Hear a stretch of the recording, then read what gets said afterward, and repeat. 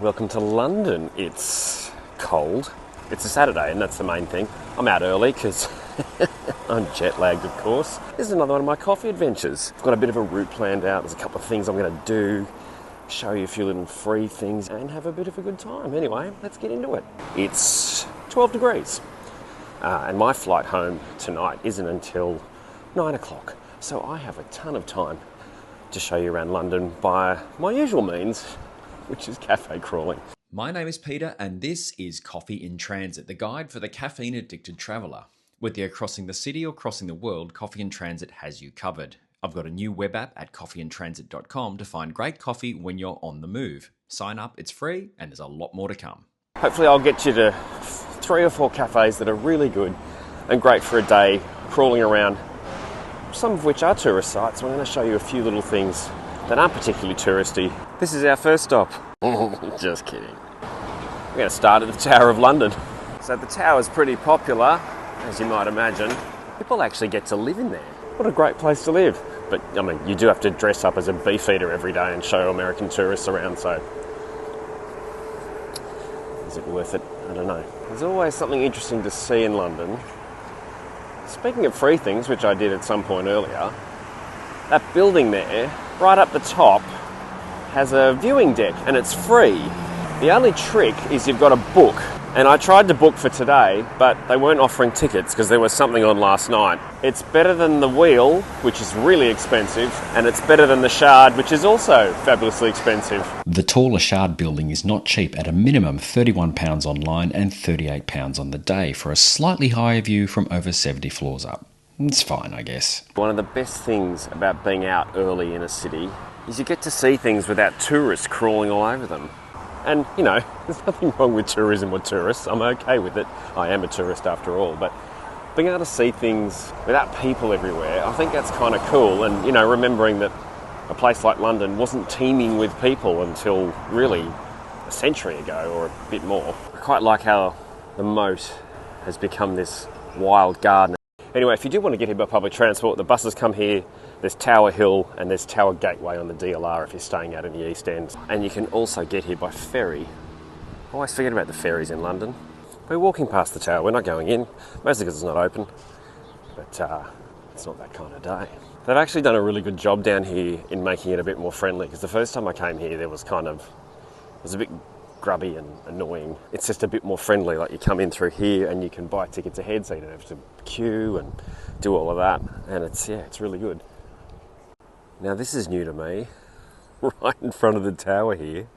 This is what used to be called the Children's Beach, and it was an idea of King George V. I mean, mad props to the King for that, but I wouldn't swim in it now, let alone back then when it was filled with raw sewage. So the Tower of London is Tower Bridge.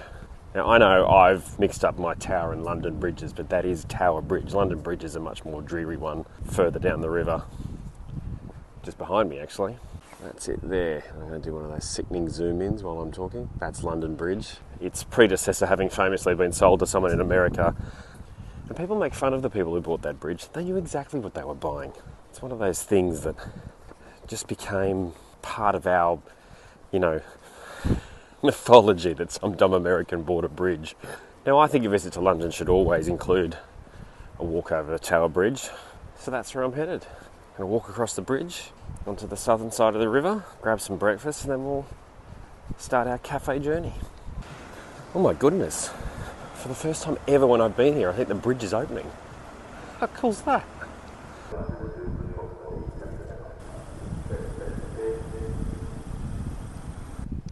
No, they've not opened it. It's all just clicked back into place. One tip I give everybody, cobblestones. Tip for young players, when you're walking around European cities that are cobbled, stay off the cobbles, if you're old and decrepit like me anyway.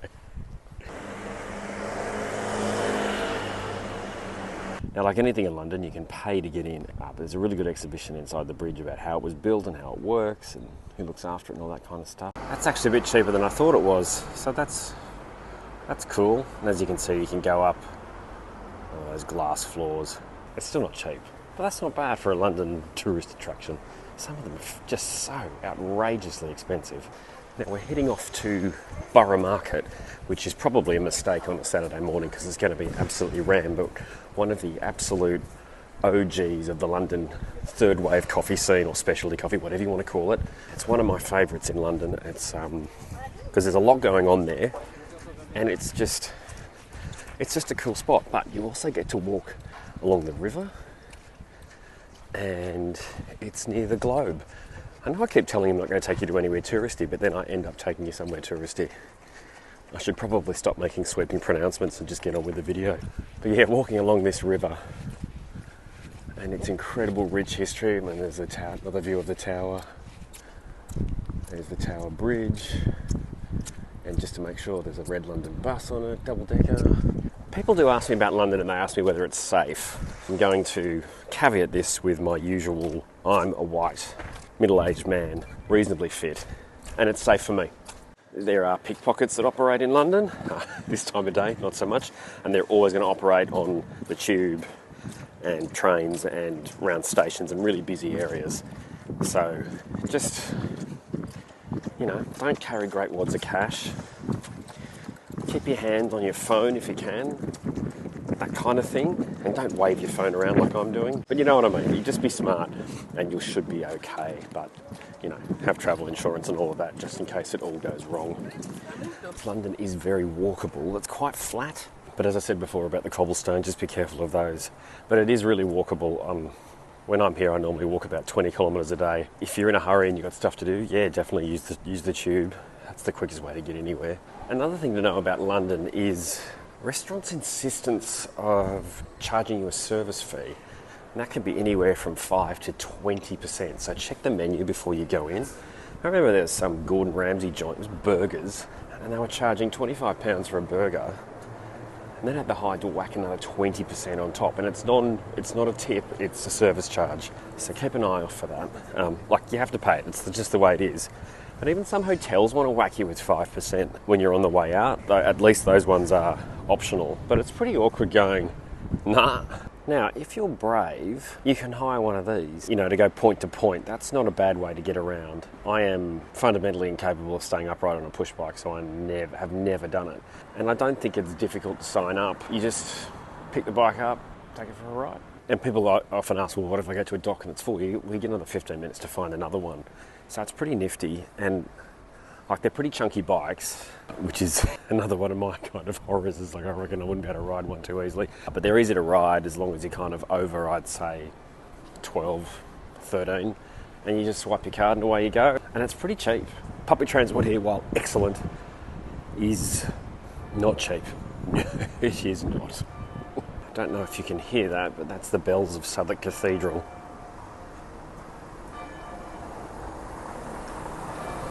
That's one of those open every day, except when it's not places. So every time I've gone to go in there, it's been closed for some private event. Last time I looked, churches shouldn't be like that. And I don't say that as some cranky atheist. Quite the opposite, in fact. It's getting on to 8:30. But yeah, it's a lot of people around.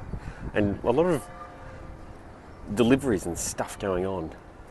There's today's first view of St Paul's Cathedral. There are rules about where you can build so that there's a clear line of sight to this extraordinarily iconic building. And yes, you've got to pay to get in. It's a stack of cash. And you can climb up to there. And it's great fun, not for the unfit. You can get in there for free if you go to, say, the Evensong, where you can listen to the choir, and oh boy, the choir there is very, very good. So this is Borough Market, and the smell, the food in there is pretty impressive. I wish you could smell this. It smells amazing. And actually, it turns out it's not stupidly busy. So let's get in there. I think I spoke too soon. I definitely spoke too soon. There is people everywhere in here, but as busy as this looks, it's going to get a lot busier today. But this is an amazing place to visit, a great place to get lunch and just enjoy yourself. This is target number 1 for the day. Just through here, past the fresh fruit, which isn't outrageously expensive. And here we are, the Monmouth Coffee Company. It's already flat out. I chose a filter, which as you can see here is pretty popular. The raspberry and brown sugar notes were spot on, and it was a good way to get the day going. Monmouth first opened its doors in London's Covent Garden in 1978 and opened this one nearly 30 years later. Monmouth is, well, it's amazing. It's always been amazing. It's such a great place. And that place is just so busy for the obvious reason. You can buy your beans there, you can buy coffee. Now, one thing to remember, or two things to remember, they don't take cash and you can't get takeaway cups. You've got to have your own cup, or they give you a loan cup. You're basically buying it. Renting it, that's what you're doing. So yeah, you kind of have to get your elbows out and get somewhere to sit, but it's worth it. It's really good, and that was a really nice coffee, and that's the best one to go to. There's a few of them around, but that's the best one to go to. And one of the things that you will notice is that London coffee is not dominated, but there's a lot of mini chains around, and that's not a bad thing, because a lot of them are really, really good. The obvious ones aren't, like Costa and Nero. So those are personal opinions. If you like Costa and Nero, I'm not going to stop you. Well, I'll try, but Borough Market is on a ton of public transport. You've got the massive London Bridge Station, which is a big hub station south of the river. Plus you've got buses everywhere. And of course, you can walk here from pretty much anywhere in central London because it's in a really, really good spot. Now, I'm not going to pretend Borough Market isn't touristy, but it is a great place to visit just for the smells and that vestige of old London Market with the hawkers shouting. There's a ton of people here, but some of the people are locals. Like, that's cool. There's plenty of tourists because obviously they know it's here, but it's partly touristy because of where it is. It is a great spot, and the earlier you're here, the less rammed it's going to be. Yeah, it's one of my favourite things in London, Borough Market. As is my wont, I've managed to get myself slightly lost, but in London that's a good thing. I'm a huge fan of getting lost. Pick a day when you're here to be lost. And this is the other thing about getting lost, is you find things like an old palace. So this is the Great Hall, where the bishops would come in the 13th century, and from then, yeah, they were a powerful bunch. Now I'm going to say something controversial. If there's a thing called an experience around this area, don't. They're absolute garbage. They are just often really nasty, animatronic, just yuck. They're very expensive, and I mean, kids have a higher threshold for this stuff these days, but even kids go to these things and go, what the hell was that? So yeah, if there's a bunch of experiences on this side of the river, don't do it. They're a waste of money. I mean, do it if you want, but you're setting fire to a lot of money that could be best used on, well, almost anything. This is Shakespeare's Globe, and the important thing about Shakespeare's Globe is that you can see a play here for £13. You will be standing, and they don't let you sit on the ground. It's definitely worth planning a Shakespeare if you're here, not in winter, and you've got £13 to spend, and probably 3 hours on a Shakespeare. The original was built in 1599 and demolished about 45 years later. This one's been here getting on 30 years, reopened in 1997 after being rebuilt.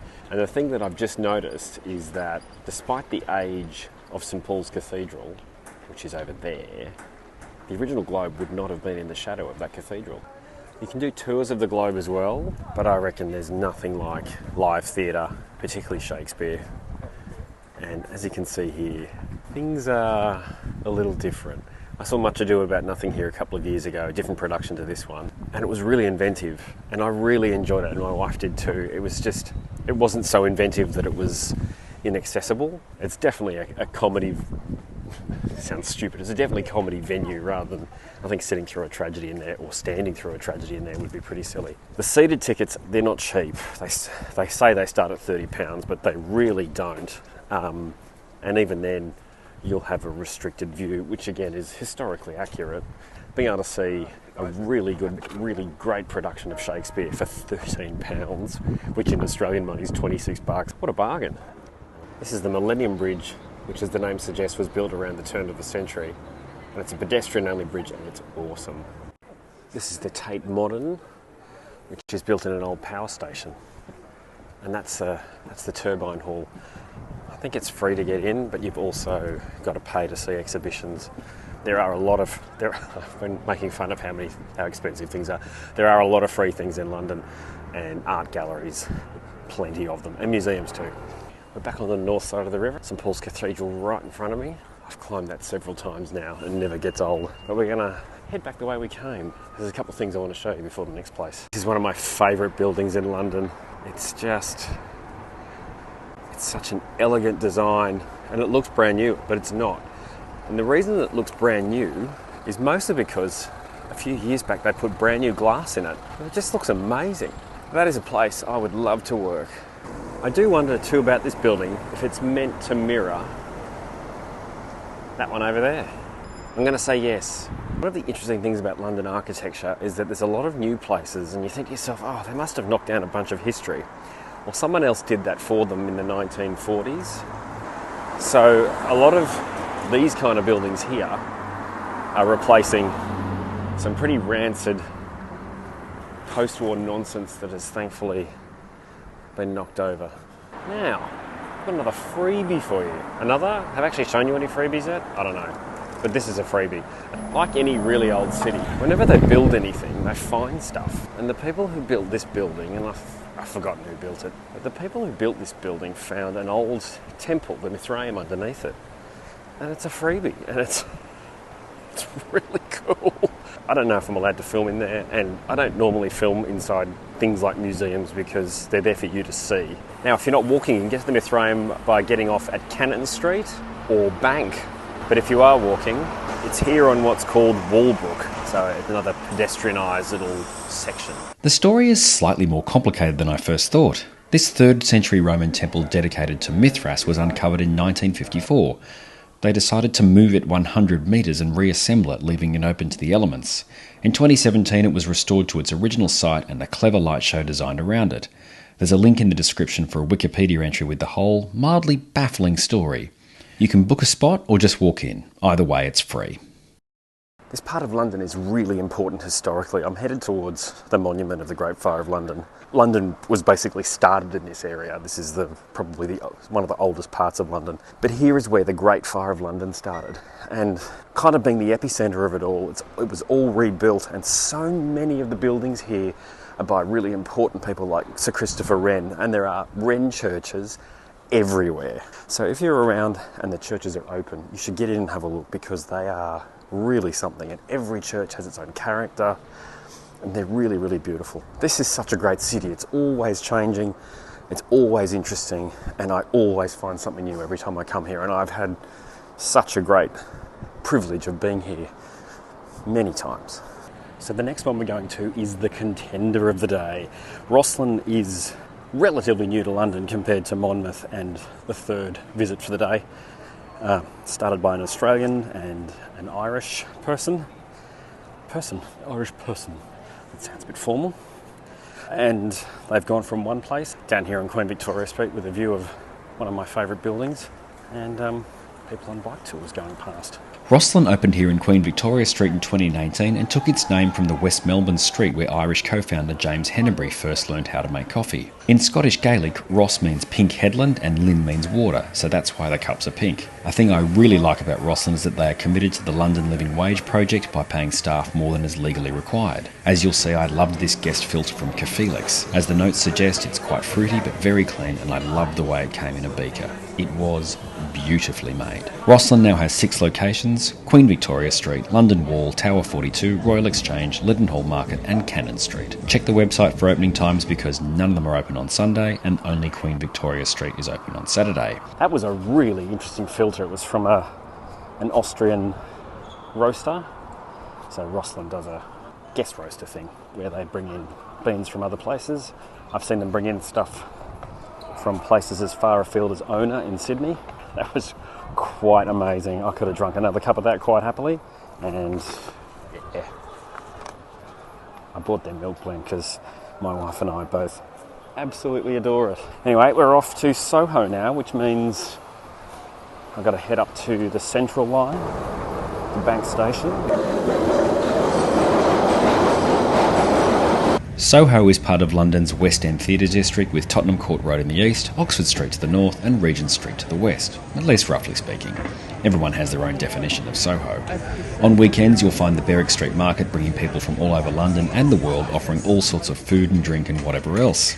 Soho is full of an incredibly diverse range of people, shops and restaurants, and you can burn whole days wandering around here. Berwick Street is where you'll also find the other pioneer of London's specialty coffee scene, Flat White. Started by a couple of Kiwis in 2005, Flat White had London virtually to itself for half a decade, with just Monmouth and a few obscure places as competition. I chose a Flat White because why wouldn't you? It's in the name. It's very well made, and while this blend boasts a complex flavour profile that seemed like a mess, it was lovely. I must be getting old though. I wanted them to turn down the music. That was really great. I worked out as I left that I've been going to Flat White for 17 years, and they've been there about 20. And back then, they were it. So yeah, so to finish off on the first coffee shop I went to in London that actually did anything even remotely good, I thought was a nice way to finish. And it's been a great day wandering around doing things, and I just love I know this sounds silly, but I absolutely love navigating by coffee shops, and that was brilliant. So we had Monmouth, Rosslyn and Flat White. Rosslyn, the new kid on the block, and Flat White, the original, and Monmouth, one of the originals as well. So we had two originals bracketing the new kid on the block, and they're all brilliant. Thanks for watching. I hope you enjoyed it, even half as much as I did.